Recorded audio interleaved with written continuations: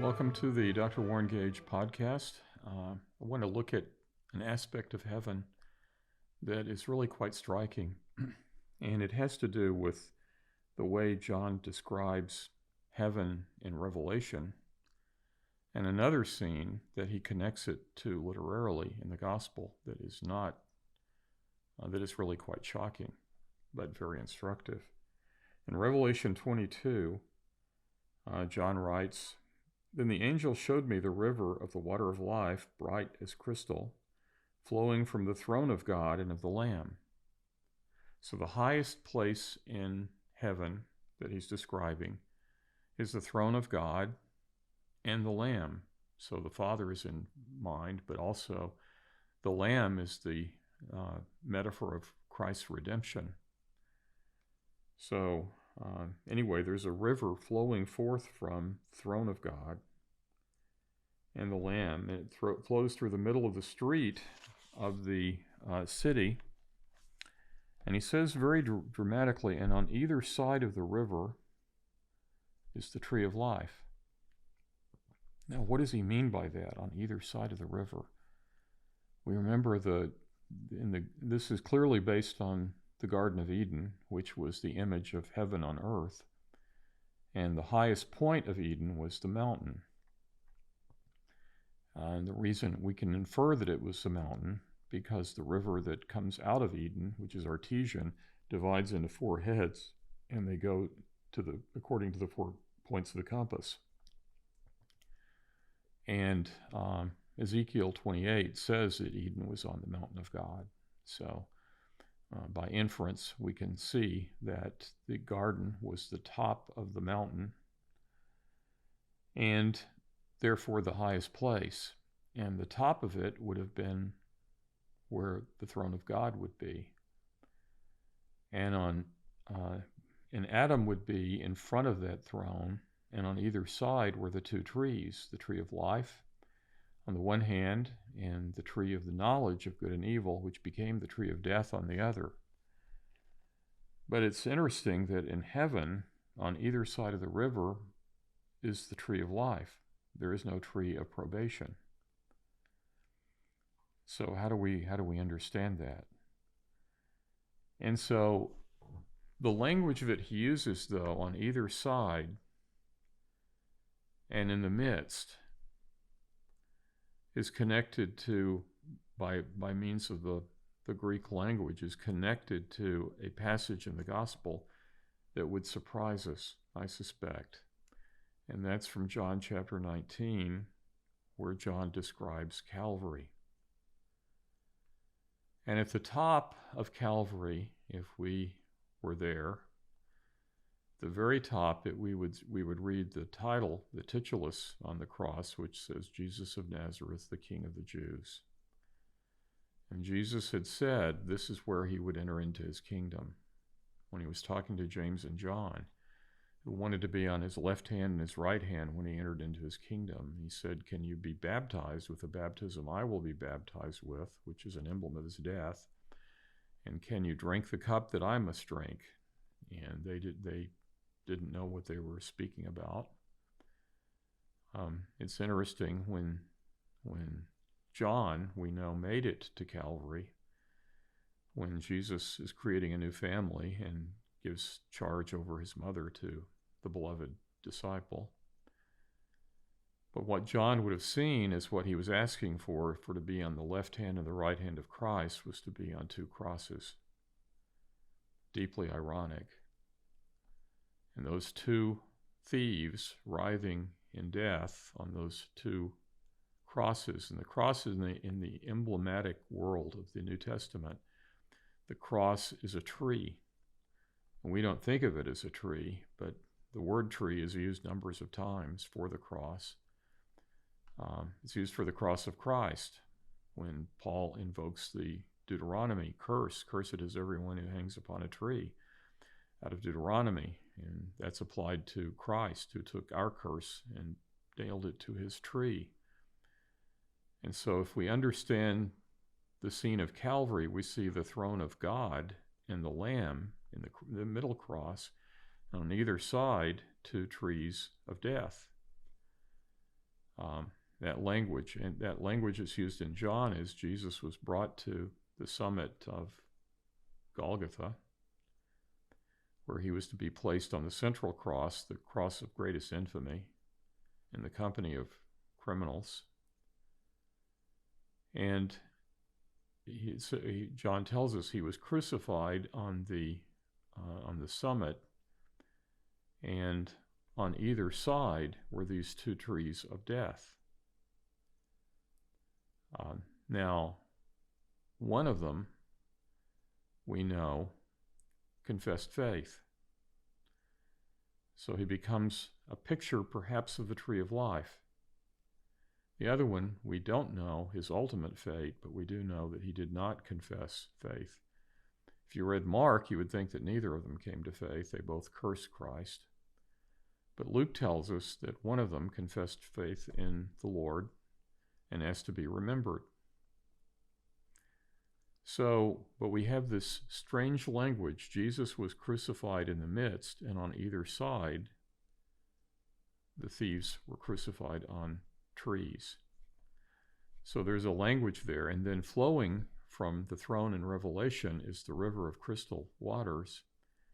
And John alone tells us that after his death, when the Romans came to certify his death with the spear, they pierced his side, and out flowed blood and water, the blood for the purchase of the bride, the water for her purification. He says it flowed forth. So the emblematic correspondence is really quite tight. But how could John be describing heaven, his vision of the heavenly throne of God and the Lamb, with the tree of life on either side? How could that possibly have entered into his mind to be describing Calvary, which is the antipode? That's the opposite. It's a hellish picture.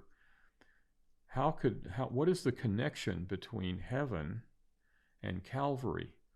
And I think the connection is really quite profound. In John's marvelous, redeemed imagination, John had seen the light of Christ at the Transfiguration, we remember, and he'd also seen the light of Christ in his vision on Patmos. But John had the idea somehow that there is a connection between Calvary and heaven, between that hellish scene of Calvary and the heavenly scene at the end of Revelation. And he uses that language of in the midst and on either side, which comes right out of the account of Eden. When he uses that language to describe Calvary, it's borrowed from heaven. And there is a connection, and I think that connection is incredibly instructive. The imagination of man would never put these things together. The imagination of man would never understand that Christ was entering into his kingdom on Calvary. That was the hour of his great triumph over sin and death and victory. So what does it mean? Well, there is one connection between these two scenes. And that connection is that Jesus appears in both. And that, I think, is the great mystery. Jesus is in both. Jesus is certainly on the throne of God in heaven, where we would expect him to be, in a perfect paradise. But Jesus is also entering into his kingdom on the cross of Calvary. And I think what John is telling us, John makes it very clear heaven is a place. It has a topos. It exists in reality. There is a perfect paradise that awaits the people of God. That's very clear.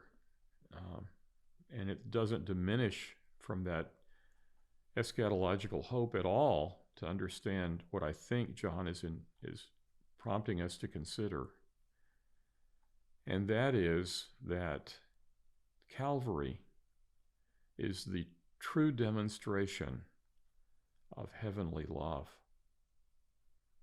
And Christ is the connection. That means that heaven is more of a person, actually, than it is a place.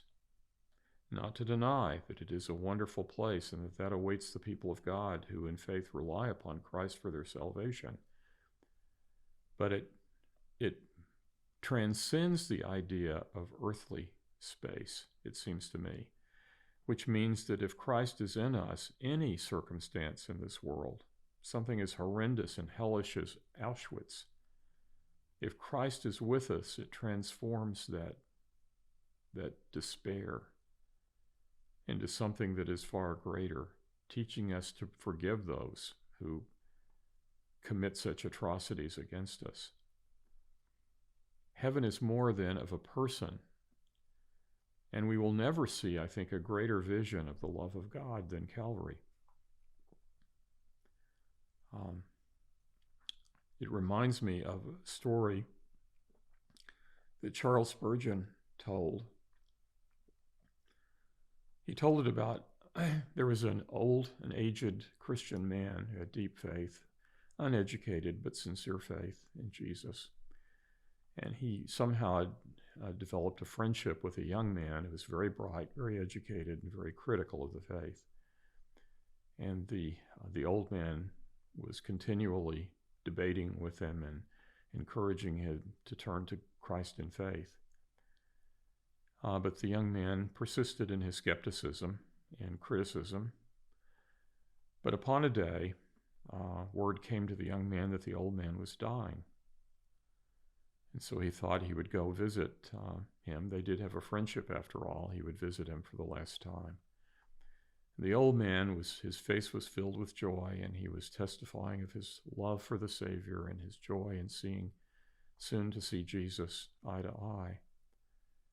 And the young man grew weary of hearing him carry on like that, and finally just spoke up and said, "Have you ever imagined or thought that when you die, you might wake up not in heaven, but in hell instead?"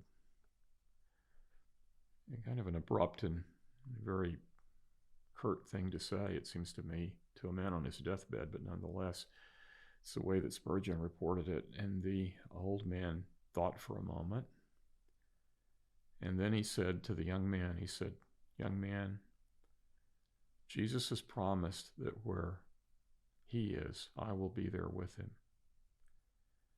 If I wake up in hell, he will be there with me. I will throw my arms around him, and that will be heaven to me." Thank you for listening. Please be sure to like and subscribe to my channel if this has been useful to you or intriguing. To learn more, you can visit my webpage, drwarrengage.com, or find me on my Patreon account, patreon.com/Dr. Warren Gage. I hope you'll join me next time on the Dr. Warren Gage podcast. Thank you.